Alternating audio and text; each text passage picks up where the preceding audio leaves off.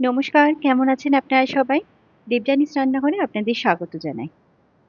আজকে বানিয়েছিলাম আলু পনিরের দম। আর সেটাও কিন্তু সম্পূর্ণ নিরামিষভাবে, একদম পেঁয়াজ রসুন ছাড়া। নিরামিষের দিনে এরকম যদি একটা তরকারি বানানো যায়, আশা করি ভাত রুটি সবের সঙ্গেই চলে যাবে।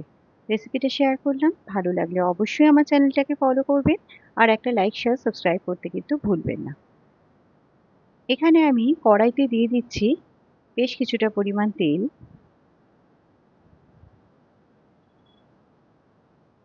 এখানে আমি আলুগুলোকে এভাবে একটু বড় বড় করে কেটে নিয়েছি। এটাকে ভেজে নেব।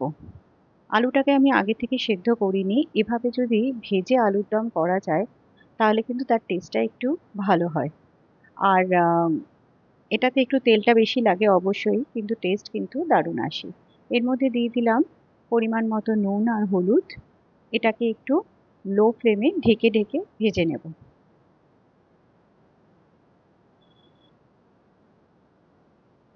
এখানে আমি পনিরটাকে কেটে নিয়েছি। এটাকে আমি একটু গরম জলে ভিজিয়ে দিয়েছি।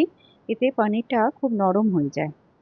আমি এখানে নিয়ে নিয়েছি মিক্সিং জারের মধ্যে একটা বড় সাইজের টমেটো, একটা ছোট সাইজের ক্যাপসিকাম, দুটো কাঁচা লঙ্কা, ৮-১০টা কাজু আর এক মুঠো মতো ধনেপাতা।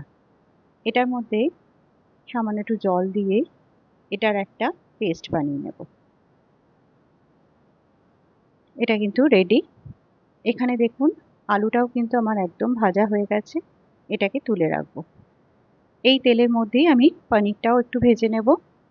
পনিরটা আমি একটু বেশ বড় বড় করেই কেটেছি, যেহেতু আলুর সাইজটা অনেক বড়। এখানে একটু নুন দিয়ে দিচ্ছি। এখানে হলুদ আর দিচ্ছি না। এই হলুদের তেলেই কিন্তু এটা হলুদ হয়ে যাবে। একটু হালকা করে ভেজে নিয়েছি এটা। এবার এখানে কড়াইতে আরেকটু তেল দিয়ে দিচ্ছি। এর মধ্যে দিয়ে দিচ্ছি দারচিনি, ছোট এলাচ, একটা বড় এলাচ। এবার দিয়ে দিচ্ছি গোটা জিরে।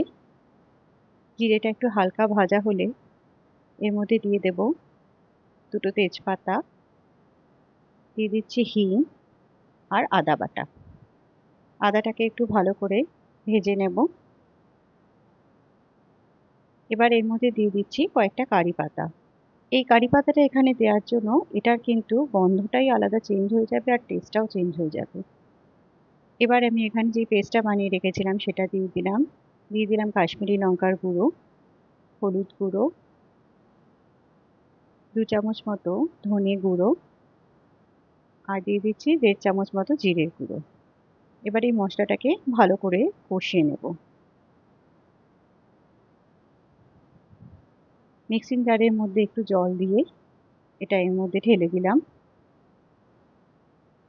এখানে দিয়ে দিচ্ছি কাঁচা লঙ্কা চিড়ে। এখানে দেখুন আমি 2 টেবিল স্পুন মতো দই নিয়েছি, তার মধ্যে একটুখানি 1 টেবিল স্পুন মতো ফ্রেশ ক্রিম দিলাম আর হাফ টিস্পুন মতো একটু ময়দা দিয়ে এটাকে ভালো করে মিশিয়ে নিয়েছি। এখানে দেখুন মশলা থেকে কিন্তু তেল বেরিয়ে গেছে। এবার এই দইয়ের মিশ্রণটা এর মধ্যে দিয়ে দিচ্ছি। এটাকেও মশলার সাথে একটু ভালো করে কষিয়ে নেব। এবার এখানে আলুগুলোকে দিয়ে দিচ্ছি। আলুগুলোকেও এখানে মশলার সাথে ভালো করে একটু কষিয়ে নেব।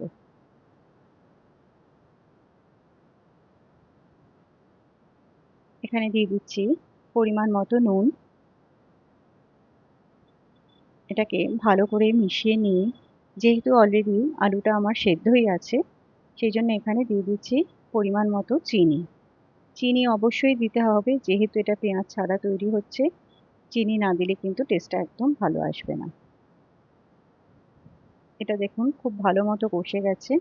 এবার এখানে দিয়ে দিচ্ছি আমি ভাজা পনিরটা। এটাকেও একটু মশলার সাথে ভালো করে মিশিয়ে নেব।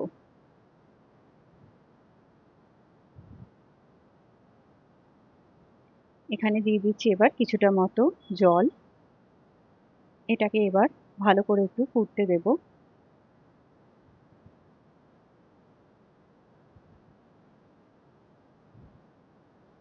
এটা ভালো মতো ফুটে গেছে। কিছুটা কাসুরি মেথি নিয়ে হাতে ঘষে ওটার মধ্যে দিয়ে দিলাম।